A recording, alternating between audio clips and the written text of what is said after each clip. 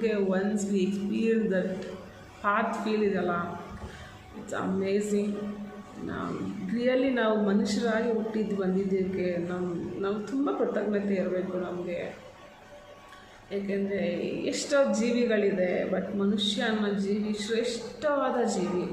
ಆ ಜೀವಿಗೆ ನಾವು ಎಷ್ಟು ಬೆಲೆ ಕೊಡಬೇಕಂದ್ರೆ, ನಾವು ಕಷ್ಟ ಬಂತು ನೋವು ಬಂತು ಅಂತ ಸಾಯ್ತೀವಿ, ಹೊಡೆದಾಡ್ತೀವಿ, ನಮ್ಮನ್ನು ನಾವು ದಂಡಿಸ್ಕೊಳ್ತೀವಿ, ಇದೆಲ್ಲ ಮಾಡ್ತೀವಿ. ಅದೆಲ್ಲ ತಪ್ಪು. ಏಕೆಂದರೆ ಈ ದೇಹ ಅನ್ನೋದು ನಮ್ಮದಲ್ಲ, ಈ ಆತ್ಮ ಅನ್ನೋದು ನಮ್ಮದಲ್ಲ.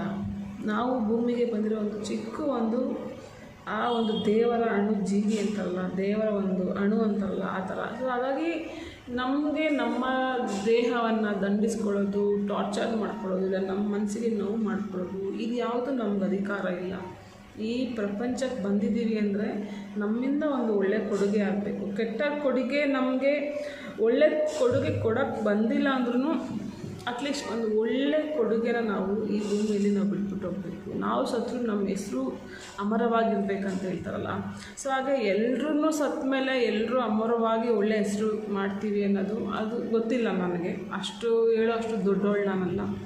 ಬಟ್ ಸಣ್ಣ ಪುಟ್ಟದು ಎಲ್ಲೋ ಒಂದೊಂದು ಚಿಕ್ಕ ಒಂದು ಹೆಲ್ಪು, ಸಹಾಯ, ಒಂದು ಪುಣ್ಯದ ಕೆಲಸಗಳು ಇದೇನೆ. ನಾವಿದ್ದರೂ ನಾವಿಲ್ಲ ಅಂದ್ರೂ ನಮ್ಮನ್ನು ಕಳ್ಕೊಂಡಿರ್ತಾರಲ್ಲ ಅವ್ರಿಗೆ ಆ ಒಂದು ಮಾತುಗಳು, ಆ ಒಂದು ಸಹಾಯ, ಆ ಒಂದು ನಾವು ಇರುವ ಟೈಮಲ್ಲಿ ಅವ್ರು ಕೊಟ್ಟಿರೋ ಒಂದು ಫೀಲು, ಅದೇ ನಮ್ಮ ನೆಕ್ಸ್ಟು ಆತ್ಮಕ್ಕೂ ಅದು ನಮ್ಗೆ ಬರುತ್ತೆ.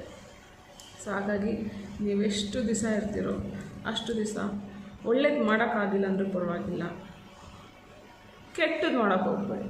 ಕೆಟ್ಟದ್ದು ಅಂದರೆ ಏನು ಮೇಡಮ್ ಅಂತ ಕೇಳಿದ್ರೆ ನನ್ನ